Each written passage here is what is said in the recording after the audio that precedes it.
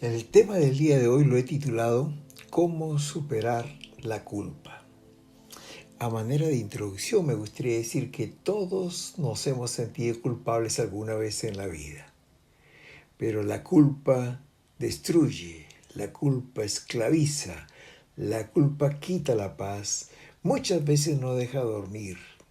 Algunos dicen que quita la alegría de la vida y pone en el corazón una carga de conciencia que algunas veces es muy difícil de llevar. Cuando era muy joven escuché una ilustración sobre la culpa y aún hoy recuerdo la persona que lo narró y los detalles de esta historia. Se trataba de dos niños, María y Juan, que cada vacación iban a pasar con los abuelitos en su finca. En esa finca no había agua potable y había que traerla desde el río, cargarla cada día, ponerla en unos barriles y esta agua era para el uso de la casa. Los abuelitos tenían un programa de tareas en cada día, para cada niño.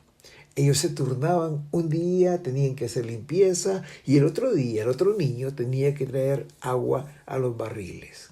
Cierto día, Juanito, sin darse cuenta, jugando con su onda, mató uno de los pollitos del abuelo. Miró para todos lados y como no había nadie, hizo un hueco y lo enterró. Al día siguiente despertó su hermanita para que trajera el agua, a lo que su hermanita le dijo que ella no lo iba a hacer, sino que Juanito debería hacerlo. Le contó que había visto lo que había sucedido con el pollito y si no quería que lo acusara con su abuelito, debería traer el agua. Juanito se sintió descubierto y sin querer fue a traer el agua. Sucedió lo mismo con la limpieza al día siguiente. Pasaron muchos días y el niño se cansó de hacer las dos tareas en casa. Un día reflexionó y pensó y dijo, voy a ir donde el abuelito y le pediré perdón. No importa que me castigue. Y así lo hizo, se armó de valor, vino donde el abuelo y le dijo que quería hablar con él. Se fueron a la sala y ahí conversaron.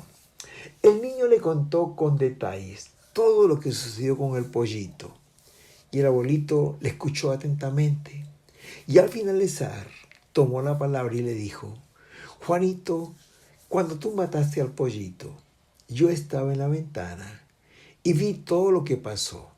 Solo estaba esperando que vinieras a contármelo. El niño quedó sorprendido que el abuelo lo sabía y le preguntó, ¿me vas a castigar, abuelito? Y el abuelito dijo, no, no te voy a castigar, te voy a perdonar porque has confesado tu culpa. Al día siguiente le tocaba a María traer el agua y ella otra vez le recordó a Juanito lo del pollo y él le contestó, puedes ir a contarle al abuelito, ya lo hice y estoy perdonado. Queridos, esta historia grafica muy bien lo que significa la culpa, esclaviza, aflige, quita la paz y la alegría de la vida.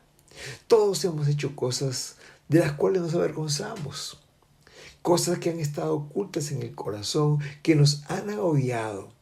Nos hemos sentido acusados y han afectado nuestras vidas a punto de que muchas veces también afecta nuestra vida espiritual. No venimos a la iglesia o si venimos no tenemos libertad para alabar a Dios. No hay libertad para levantar las manos y alabarle o nos impiden de participar de los sacramentos del Señor. El enemigo usa muy bien esta situación porque la Biblia dice que Él es el acusador. Apocalipsis 12:10 dice, Cristo ha lanzado fuera el acusador de nuestros hermanos, el que los acusaba delante de nuestro Dios día y noche. En la búsqueda y la preparación de este tema, encontré tres diferentes definiciones de culpa, desde tres puntos de vista. El primero de ellos, desde el punto de vista jurídico, la culpa se adquiere por quebrantar o infringir la ley. En este caso, el infractor se convierte en un reo sujeto a una pena y para ser libre debe de pagar. oh hermanos queridos. Por ejemplo, si se pasa una luz roja, si se va a una velocidad no permitida, o si se estaciona mal, se quebranta la ley, se recibe un comparendo y para ser libre de esa pena hay que pagarla. Para la psicología, por su lado, la culpa es un sentimiento que es generado por nosotros mismos y está en base al criterio que tenemos sobre las cosas que están bien o las que están mal, lo que es bueno y lo que es malo. Depende mucho de la idea de cada quien. Si uno piensa que ha hecho mal, entonces la culpa es un sentimiento que viene de este pensamiento. Los psicólogos dicen que la culpa puede llevar también a la depresión. Y desde el punto de vista bíblico, la culpa es aquella responsabilidad moral y espiritual de haber realizado una acción contraria a la ley divina, es decir, haber quebrantado o infringido contra la ley de Dios. La Biblia dice no adulterarás, o también dice no fornicarás, o no robarás, o no matarás. Y cuando quebrantamos esta ley divina, nos convertimos en reos ante la justicia divina. Y hay consecuencias y tenemos que pagarla. Etimológicamente la palabra culpa significa falta, infracción y bíblicamente pecado. Esta palabra se menciona tanto en el Antiguo como en el Nuevo Testamento y siempre se utiliza para describir la condición humana de pecado.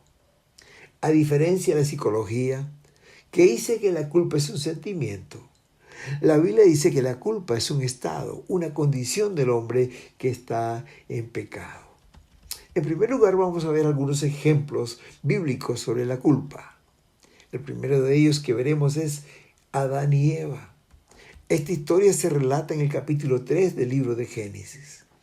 Hermanos, desde el primer libro de la Biblia se menciona la culpa como una consecuencia directa de la desobediencia de Adán y Eva al mandato divino de no comer del árbol del conocimiento del bien y del mal. Como sabemos, queridos, Dios puso a Adán y Eva en el paraíso llamado Edén, que significa deleite. Los puso ahí para que disfrutaran de todo el fruto de los árboles.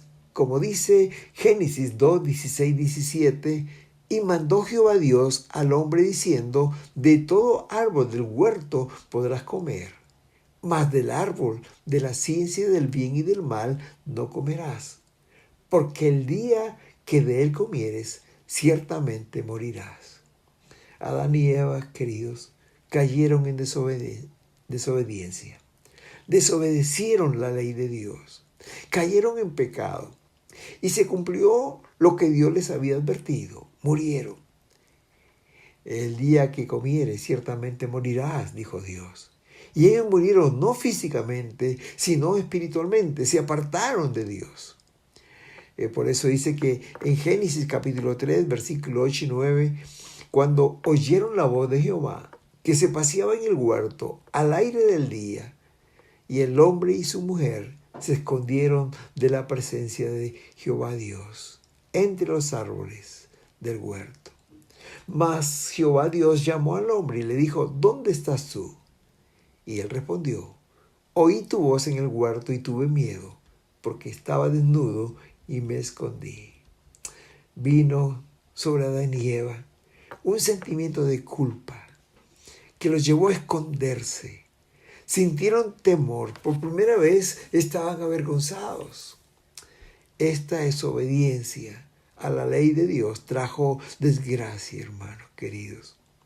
El desobedecer la palabra de Dios le trajo desgracia en sus vidas.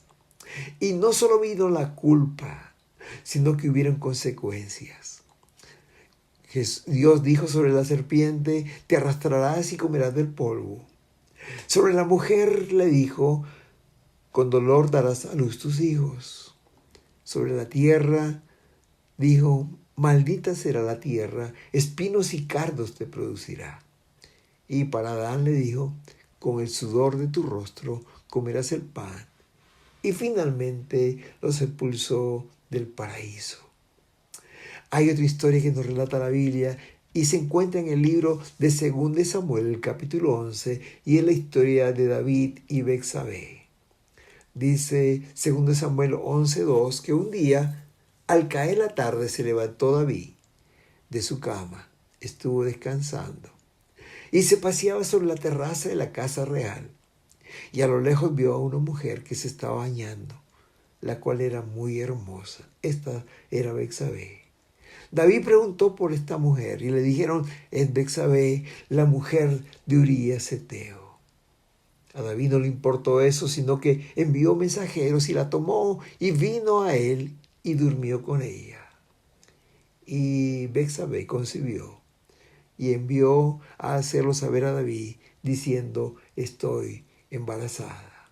Oh, hermanos queridos, cuando David escuchó esto, trató de cubrir su pecado. Y envió a decir a Joab, el líder, el general militar a cargo del ejército. Le dijo: envíame a Urías Heteo. Y Joab envió a Urías a David. Dice la palabra en el versículo 7 de 2 de Samuel 11, cuando Urías vino a él, David lo invitó a cenar. Después dijo David a Urías: desciende a tu casa. Y aún le fue dado un presente, un regalo de la mesa real. Mas Urías, dice la palabra, durmió en la puerta de la casa del rey con todos los siervos de su señor y no descendió a su casa. David lo hizo llamar y le dijo: ¿por qué, Urías, no descendiste a tu casa? Y Urías respondió: el arca de Israel y Judá están bajo tiendas, y mi señor Joab, el general del ejército, y los siervos de mi señor están en el campo. ¿Y había yo de entrar en mi casa para comer y beber y dormir con mi mujer? Y David dijo a Urías: quédate un día más aquí, y después te despacharé. Urías se quedó en Jerusalén un día más, y al día siguiente David lo convidó a comer y a beber con él hasta embriagarlo. Y él salió a dormir en su cama. David salió a dormir en su cama, dice la palabra, con los siervos. Pero, dice, Urías no descendió a su casa. Otra vez se quedó en la puerta de la casa real. La primera estrategia no dio resultado, porque David lo que quería es que vaya y se acueste con su esposa y luego se diga que está embarazada de él. Entonces, al ver fallida esta estrategia, utiliza una segunda.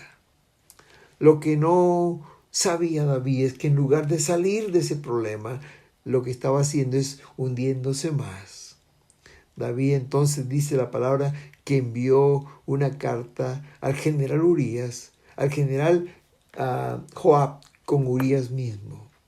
Y esta carta decía así, versículo 15, poned a Urías al frente, en lo más recio de la batalla, y retiraos de él, para que sea herido y muera.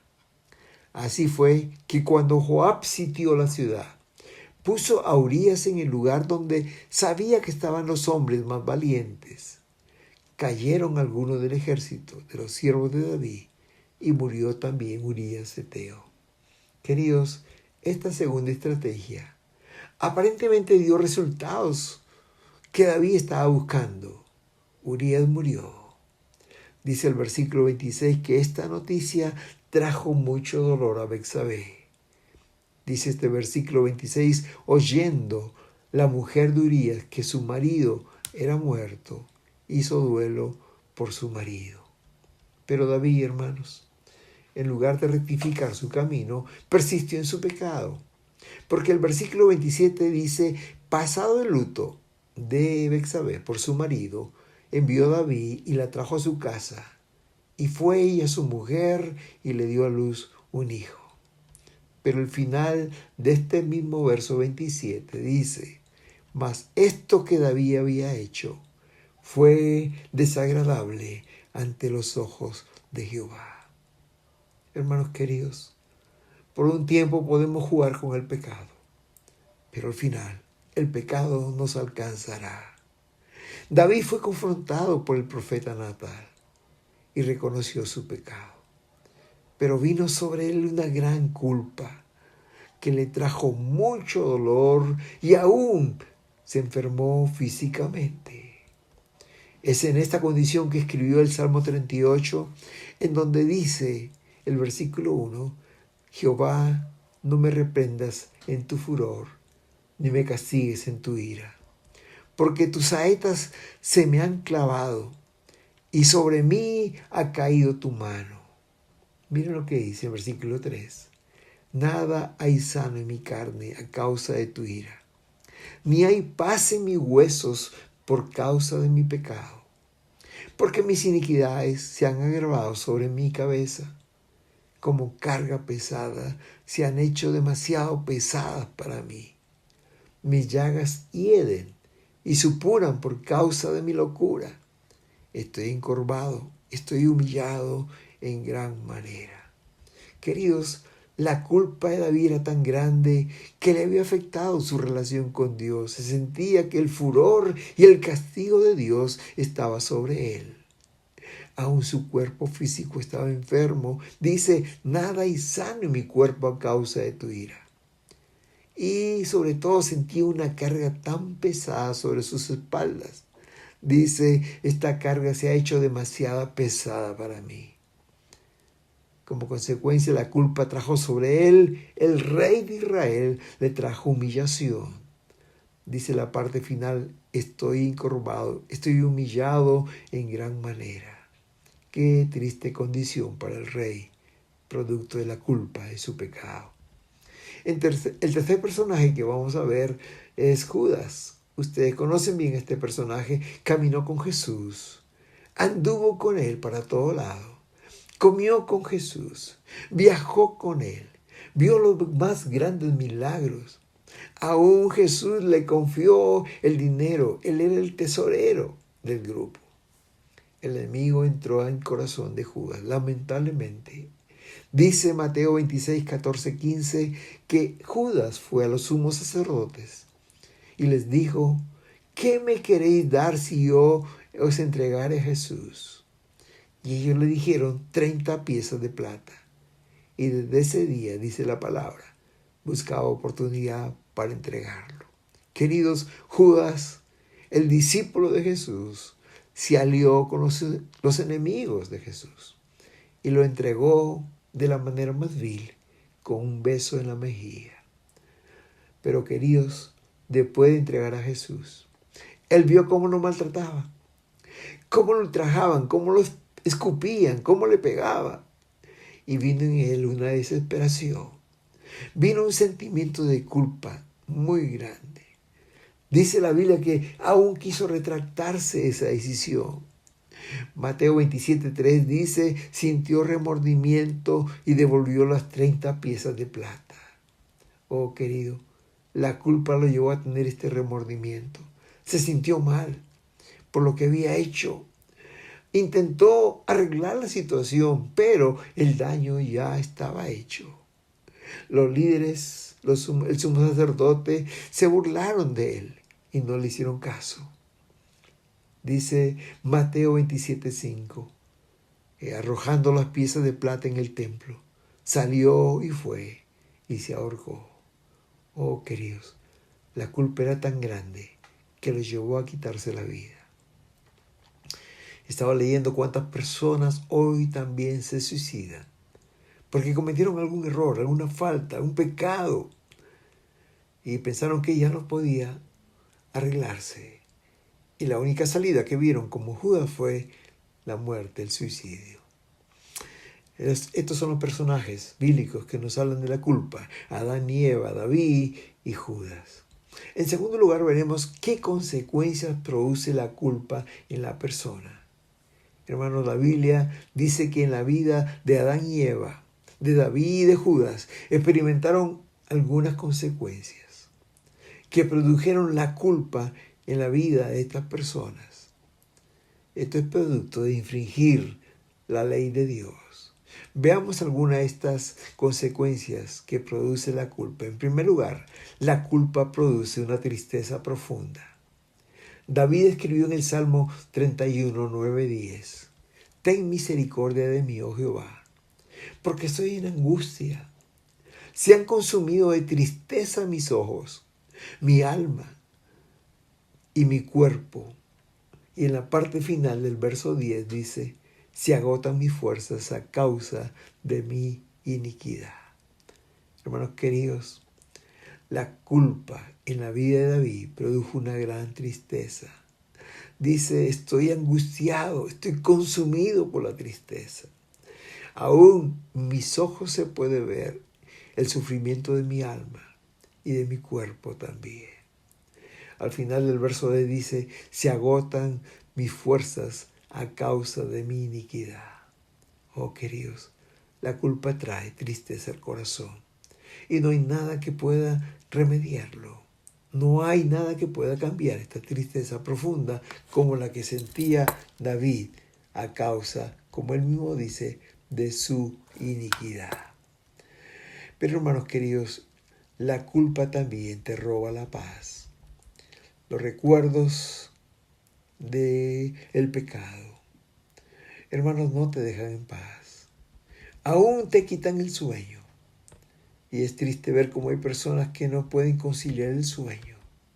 Estos días se escuchaba de un famoso futbolista colombiano que tenía una gran carga de culpa en su corazón y dice que tenía que tomar pastillas. En lugar de una que se había sido prescrito, se tomaba de 3, aún hasta 6 para poder conciliar el sueño. Se dormía y a las 3 de la mañana otra vez estaba de pie. Porque la culpa roba la paz al corazón. El Salmo 38:3, David decía, no hay paz en mí a causa de mi pecado. No tengo paz en mi corazón. Y yo sé que esto es por causa de mi pecado.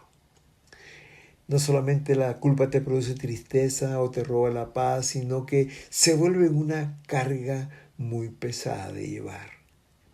Este mismo Salmo 38, versículo 4 dice, mis pecados se han agravado sobre mi cabeza como carga pesada.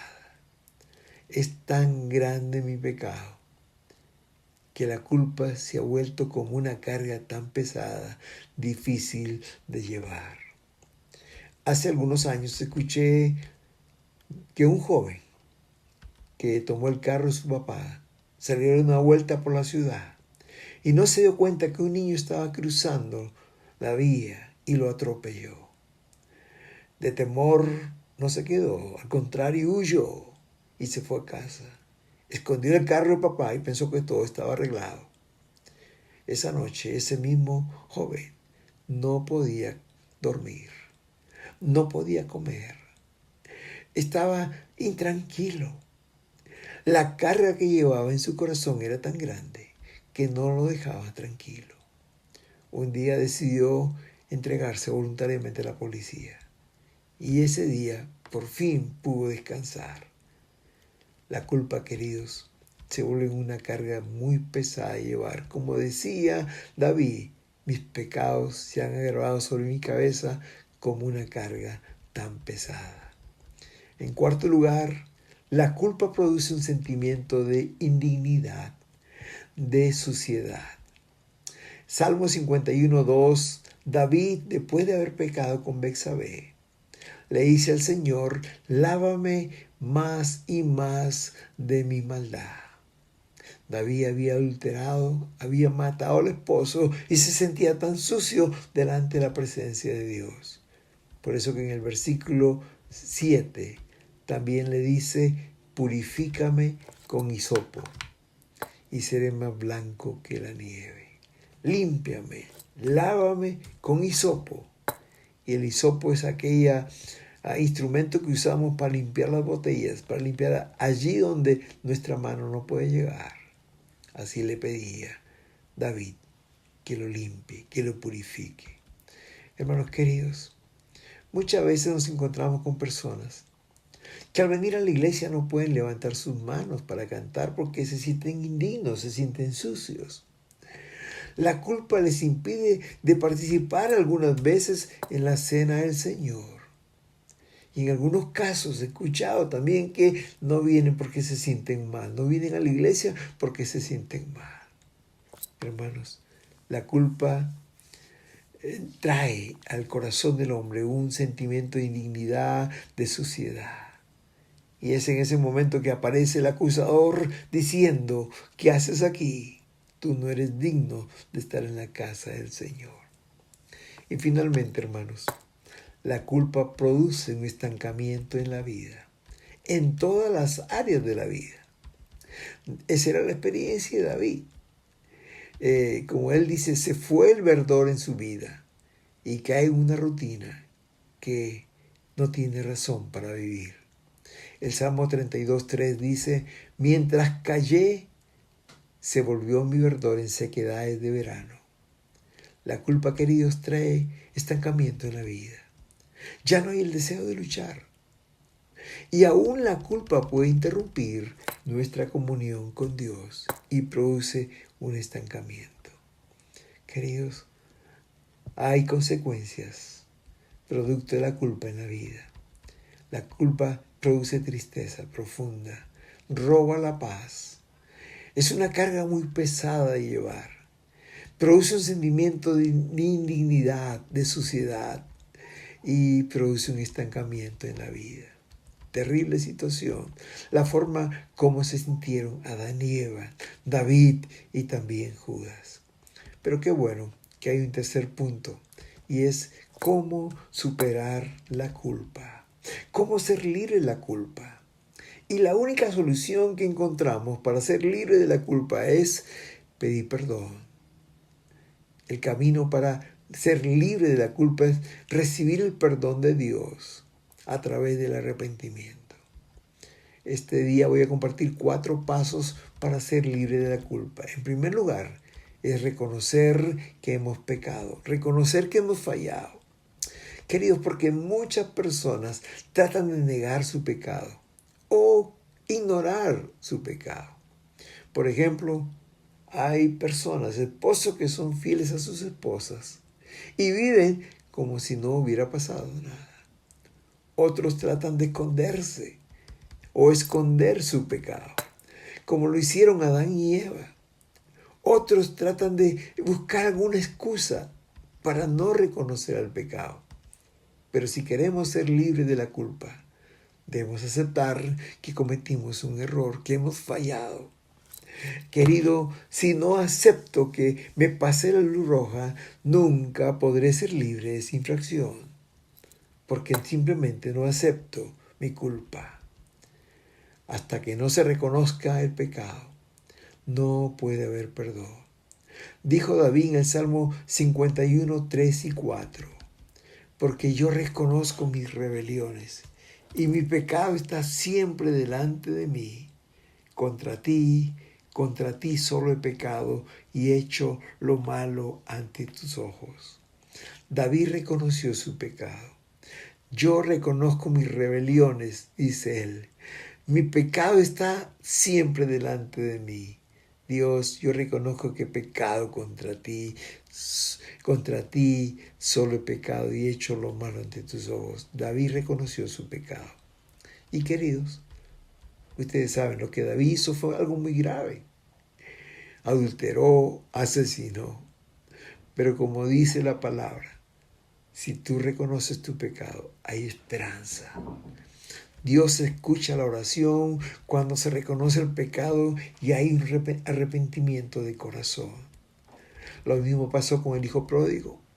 Vino al padre y le dijo, Padre, he pecado contra el cielo y contra ti. Yo no soy digno de ser llamado tu hijo.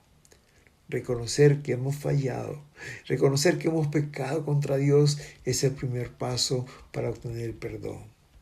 Pero el segundo paso, una vez que hemos reconocido, es confesar el pecado. Después que hemos reconocido este pecado, tenemos que confesarlo. No debemos hacer como David hizo. Él trató de arreglarlo a su manera y lo que hizo fue empeorar la situación.